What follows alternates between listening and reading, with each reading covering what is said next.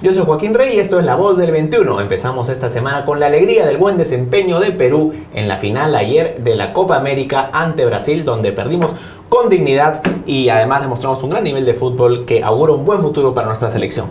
Pero toca volver a nuestros temas de agenda, nuestros temas políticos, y para eso hemos invitado esta mañana a la abogada penalista Romy Chang, y además de abogada docente de la Pontificia Universidad Católica del Perú. Romy, ¿cómo estás? ¿Cómo estás, Joaquín? Gracias por venir, gracias. Creo que hay dos temas importantes que podemos abordar el día de hoy, que son temas que surgieron en el fin de semana, pero bueno, que evidentemente fueron un poco opacados por la fiebre futbolística, pero creo que hay que hablar en profundidad sobre ellos, y me refiero en particular a la casación del caso Keiko Fujimori y también a la creación de este equipo especial para el caso Los Cuellos Blancos del Puerto. ¿Te parece si empezamos con el tema de la casación? Perfecto. Bueno, hay que recordar que se suspendió la audiencia que donde se iban a escuchar los argumentos, porque se inhibió el juez supremo Castañeda. Esto sucede luego de que se revelara un audio donde él tiene conversaciones con el señor Inostroza. Pero antes quisiera, si nos pudieras explicar brevemente, para quienes no somos abogados, ¿qué es lo que se discute en una casación?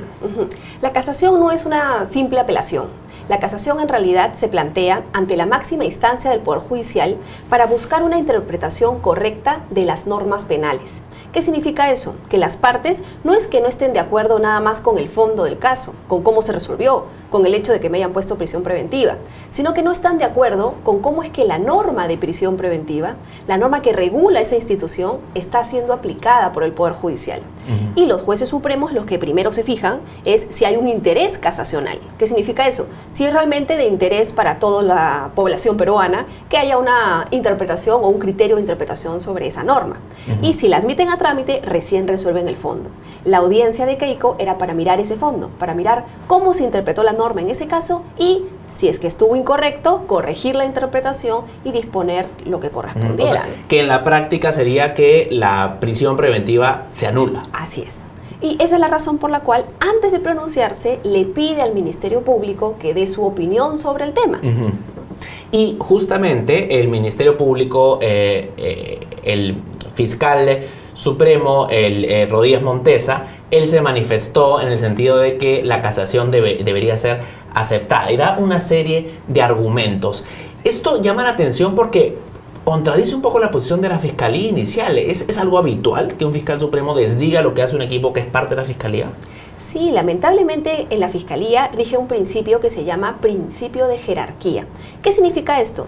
Que es como si fuera una especie de pequeña empresa, ¿no? Donde el jefe, el gerente general de toda la empresa, es el que finalmente da la orden última, ¿no? En este caso, a nivel inicial, quien veía el tema o quien pidió la prisión preventiva fue el fiscal provincial Domingo Pérez. Esto fue defendido nuevamente por el jefe de Domingo Pérez, que es el fiscal superior, que es Rafael Vela. Pero luego seguimos escalando hacia el gerente, ¿no? Y el nuevo jefe de todos estos es el doctor Rodríguez Montesa, porque él es fiscal supremo, tiene la máxima jerarquía. Entonces, lo que él diga, lamentablemente, es lo final, lo último. Pero entonces, ¿cómo es que un fiscal de un rango inferior puede pedir una prisión preventiva cuando luego el fiscal supremo va a decir que no es necesaria? ¿No evidencia esto una suerte de descoordinación o contradicción al interior? Sí, definitivamente muestra que el Ministerio Público no es una entidad sólida y de hecho todos sabemos de los problemas que ha venido atravesando, empezando por la salida del fiscal de la Nación anterior y el nuevo ingreso de la doctora Zoraida Ábalos como nueva fiscal, ¿no? Entonces no es una institución sólida en este momento y lamentablemente aquí tenemos las consecuencias. Ahora bien, ¿qué va a pasar ahora con la casación? Se inhibe el juez Castañeda, que iba a verla, y ahora ¿a quién pasa? Bueno, ahora lo que se tiene que hacer es llamar a un nuevo vocal de otra sala penal para que conforme nuevamente la sala suprema que vería el tema, porque siempre tienen que existir 5 vocales. Esto, digamos, yo creo un contexto favorable. ¿En qué sentido? En el caso en que mañana se va a dar un pleno, que es un pleno donde se reúnen todos los vocales de la Corte Suprema, ¿no? Donde juntos interpretan una norma concreta. Dice cómo debe el Poder Judicial en general, todas las instancias, interpretar una norma completa. Y esa norma que van a interpretar es justo la prisión preventiva. Entonces yo creo que es saludable que mañana, 9 de julio, se dé el pleno y con posterioridad se fije una fecha para la audiencia de la señora Fujimori donde se apliquen esos criterios uniformes. Claro, ¿por qué la premura de hacer esta audiencia la semana pasada si ibas a tener mañana martes? Justamente, digamos, aclarar, entiendo yo que el resultado de esta sesión será aclarar un poco los criterios para la aplicación de la prisión preventiva, ¿no? Exactamente, porque han habido algunas interpretaciones que así han sido bastante cuestionables. Por ejemplo, se ha dicho que cuando una persona tiene recursos, tiene dinero, existe una gran posibilidad de que huya porque como tiene dinero puede fugar a cualquier país. Y claro, eso es una interpretación un poco sesgada de la prisión preventiva porque implicaría una cierta discriminación, ¿no? Que es que toda la persona que tenga recursos se presume ya que frente a cualquier delito pueden fugar, ¿no? O van a fugar, ¿no? Y esas son las cosas que mañana se van a establecer en el Pleno, ¿no? Hay otro punto que es señalado por el fiscal Rodríguez Montesa en la comunicación que él hace, y es respecto a en qué etapas de un proceso tú puedes pedir la prisión preventiva. ¿Hay claridad de que uno puede pedir prisión preventiva incluso antes de iniciar un juicio, como ha sido el caso de Keiko Fujimori? Por supuesto, ¿no? Y ahí sí sorprende un poco la opinión que él ha dado, porque no solamente en casos de corrupción, en estos casos que estamos mirando, vinculados a los aportes de partidos, sino en casos de narcotráfico, de trata de personas, de crimen organizado, normalmente la prisión preventiva se da antes del juicio. Lo que el fiscal Rodríguez Montesa dice es que no, que eso es incorrecto, que solo se puede dar una prisión preventiva cuando lleguemos a un nivel de acusación, es decir, a un nivel de juicio oral. Y esto afectaría muchas otras prisiones preventivas. Pero por supuesto, y no solamente la prisión, como decía, de los casos de corrupción, sino casos sangrientos, ¿no? Casos de homicidio, sicariato, tráfico de drogas, ¿no? Hay casos de tráfico de drogas donde se encuentra el narcotraficante con 1 tonelada de cocaína. ¿Qué vamos a decir? ¿Que ese no es un elemento contundente que demuestra que puede existir un delito? Claro que lo es, y por tanto en esos casos en los que existe esta sospecha grave, sí cabe la prisión preventiva incluso antes del juicio. Además, uno de los objetos de la prisión preventiva es evitar la fuga y evitar la obstrucción del proceso, y eso se puede dar en cualquier etapa, incluso antes que se inicie el juicio. Por supuesto. Lo más probable es que sea antes, que uno se fugue antes de iniciar el juicio, ¿no? Así es, ¿no? Vemos que se naturaliza la función. Ahora, se tiene que designar una nueva junta, un nuevo conjunto de vocales. Entonces, ¿cuándo podemos esperar que se realice la nueva casación de Keiko Fujimori? Yo creo que la Corte Suprema, por la importancia del caso, va a buscar darle celeridad. Recordemos que cuando hablamos de Corte Suprema, esta es la Corte que analiza todos los casos a nivel de todo el Perú y normalmente siempre está muy sobrecargada de expedientes. Yo entiendo que por la naturaleza del caso, estamos hablando de la libertad de una persona, prisión preventiva, y además lo público del caso y la importancia que tiene para otros casos que vienen todavía en la cola, ¿no? Entiendo que están esperando al Pleno para fijar la fecha, entiendo yo, esta semana. Recordemos que igual hay que llamar a un vocal nuevo para que se integre a esta sala y pueda conocer el caso en una audiencia. Ahora, la razón por la que se inhibió el juez Jorge Castañeda fue por que se filtraron unos audios donde se escuchaban conversaciones con César Inostroza, ¿no? Y bueno, muchos reaccionaron, sobre todo desde Fuerza Popular, diciendo pues que esta divulgación de audios ya está teniendo una intromisión demasiado fuerte en la justicia. ¿Tú consideras que un juez se inhiba como consecuencia de la revelación de un audio de esta naturaleza es algo adecuado? ¿Era lo deseable que este juez se inhiba del proceso? A mí me sorprendió bastante porque realmente la conversación que se escucha en el audio no se escucha nada irregular. Es una conversación entre dos personas donde están haciendo una coordinación que ni siquiera está vinculada a los casos que estaban en pista, porque hasta le pregunta Inostroza, ¿no es cierto?, a Castañeda. No dicen qué caso. Claro, y él dice, no es para ningún caso de los que hayamos votado, incluso le dice, no es para otra cosa, le dicen. Entonces la verdad que llama la atención que por eso él se haya inhibido, porque no daba lugar a un tema de cuestionamiento de imparcialidad, a no ser que hayan otras cosas que el mismo vocal Castañeda sepa y que no hayan sido públicas y que él tenga temor de que vayan a salir y que de repente ya no sean tan regulares, ¿no? Esa es la única explicación. Es el segundo juez que se inhibe, antes fue el juez Figueroa. Y la defensa de Keiko dice, bueno, la patrocinada no tiene un acceso adecuado a la justicia porque están pegándonos largas y nunca se va a dar la casación. ¿Es un argumento válido el que está dando? Yo creo que sí es verdad que hay que darle celeridad. ¿Y esto por qué lo digo? Porque en el caso del juez Figueroa ya se le había, o sea, la defensa de la señora Fujimori lo había recusado, había solicitado que se aparte del caso. Inicialmente dijeron no porque es extemporáneo. Pero luego él dijo, no, pero igual yo me aparto, ¿no? ¿Y por qué no lo dijo desde el principio? Si sabía que había un cuestionamiento en su contra. Claro, ahí hay una demora que no se justifica, ¿no? Ahora, lo del vocal Castañeda, bueno, la verdad que este audio también un poco sorprende porque no es una causal suficiente para poderse inhibir. Pero finalmente, como digo yo, de repente hay algo más que aún no sabemos y que es lo que ha motivado que él se inhiba, ¿no? Ahora, si es que se diera la casación y se decide revertir la prisión preventiva, o sea, se demuestra que estuvo mal dada la prisión. ¿Y qué pasa con, por ejemplo, Keiko Fujimori en este caso? ¿Pero quién le devuelve esos meses ahí? Ese es un gran problema que tenemos en nuestro país, ¿no? Y sobre todo considerando que aproximadamente un poco menos del 50% de todas las personas que están cumpliendo o que están en estos momentos en los penales no están condenadas, sino están siendo procesadas con prisión preventiva. Y ese es un tema de la demora de nuestra justicia, la sobrecarga que tenemos. Hay un tema también, yo creo, de cultura, a veces judicial, que tiene el peruano y la peruana, de pensar que todo se puede conseguir a partir de los juicios penales, cuando eso no es cierto, ¿no? El derecho penal debe ser lo último a lo que debamos acudir.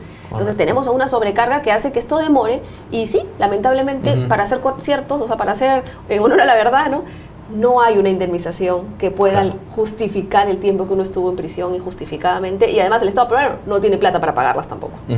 Ahora, si es que la casación se resuelve y se decide revertir la prisión preventiva, lo que estaría diciendo el juez supremo, digamos, es que esa casación no fue, esa prisión preventiva no fue bien dada.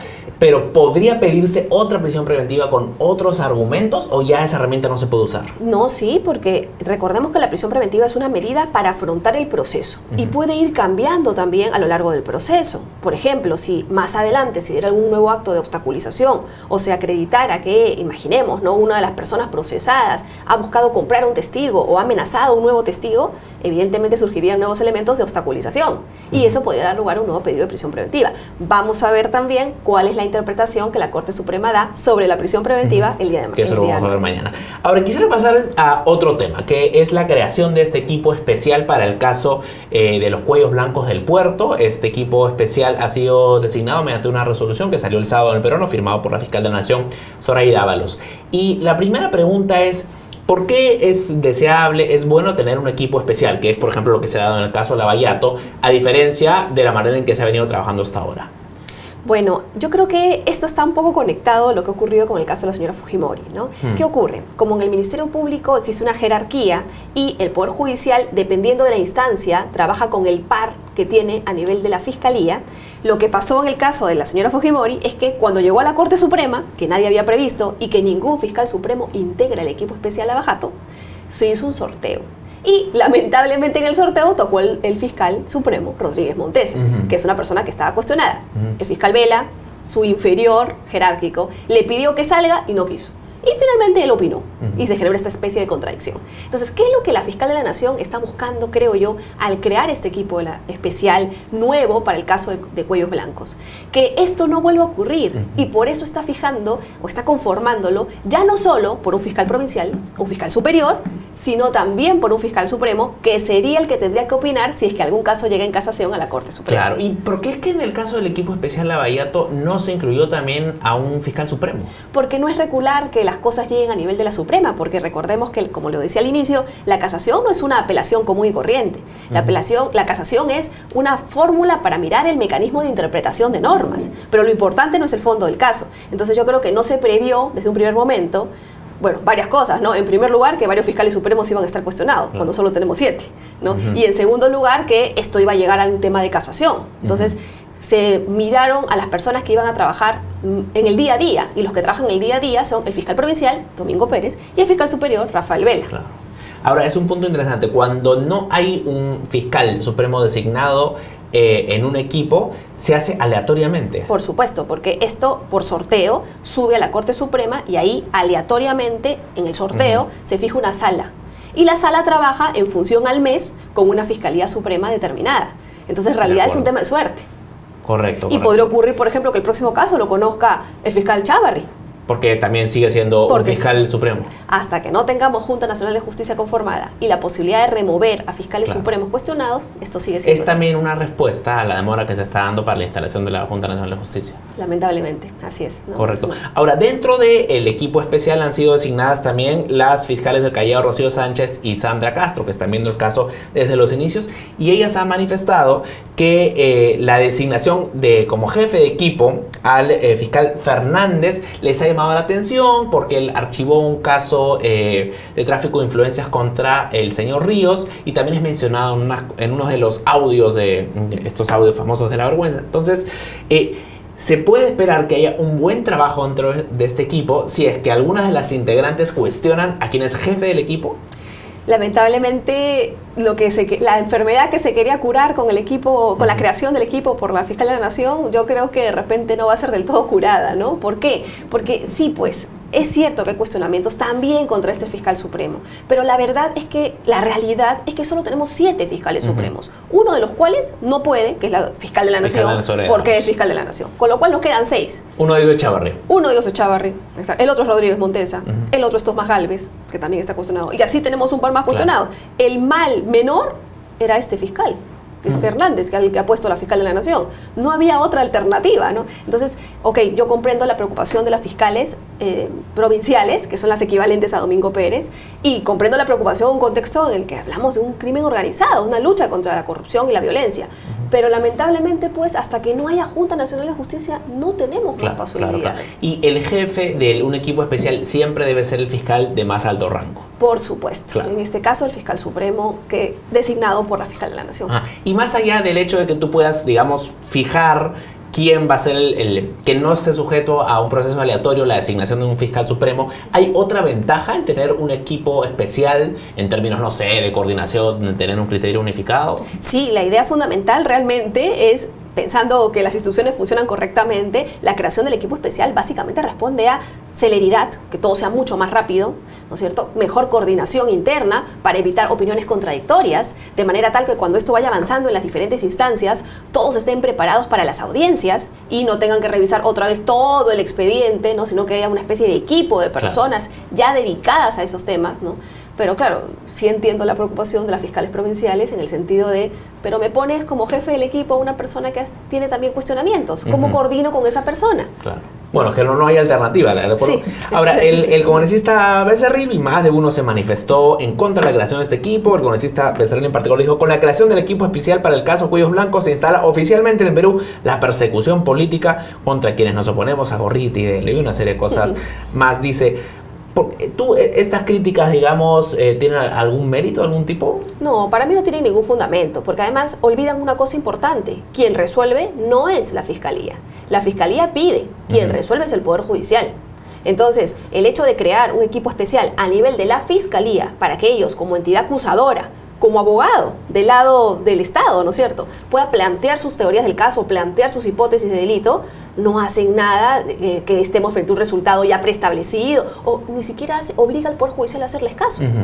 ¿No? Entonces, yo creo que no va por ese camino, ¿no? No tiene mayor fundamento esa crítica.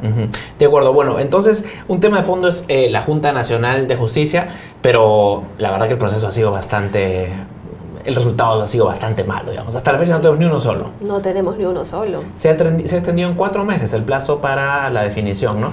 Yo creo que va a quedar corto ese plazo. Eso es lo que yo pensaba, porque la verdad que la evidencia ha mostrado que el plazo anterior de 90 días quedó muy corto. ¿Por qué ajustarnos tanto? Esto puede acabar mal de nuevo, ¿no? Sí, es que tenemos un gran problema, ¿no? Realmente no hay cuadros que quieran postular para ocuparlos, para ser parte de la Junta Nacional de Justicia. Eso en primer lugar. Y además, yo creo que olvidan que esto es un tema repetitivo en el Perú. ¿Por qué? Porque el mismo problema lo tuvimos cuando nos tocó elegir vocales supremos.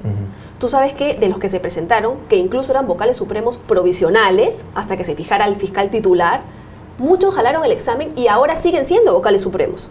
O sea, las personas que postularon en su momento el examen, que jalaron el examen, ahorita siguen siendo porque no hay titulares. Claro. O sea, no tenemos realmente cuadros. Y yo creo que la respuesta no solamente es económica. Muchos piensan, no, pero es que los jueces ganan muy poco. Es un tema de prestigio también. Es un tema de prestigio. Ahorita mismo el sueldo de un vocal supremo es 48,000 soles al mes. Es un sueldo bastante considerable. Es un sueldo considerable, ¿no? Pero el problema pues es que la gran mayoría no quiere por el problema del desprestigio que esto implica, la forma en la que opera el Poder Judicial, o sea, son una serie de factores. Entonces, lo mismo está pasando con la Junta Nacional de Justicia, y sobre todo tomando en cuenta los requisitos que existen para postular, que es un abogado de 25 años, investigador de igual, entonces tienes esos problemas, ¿no? Entonces, a mí me preocupa seriamente, porque honestamente no creo que logremos en un plazo tan corto conseguir personas interesadas y candidatos buenos.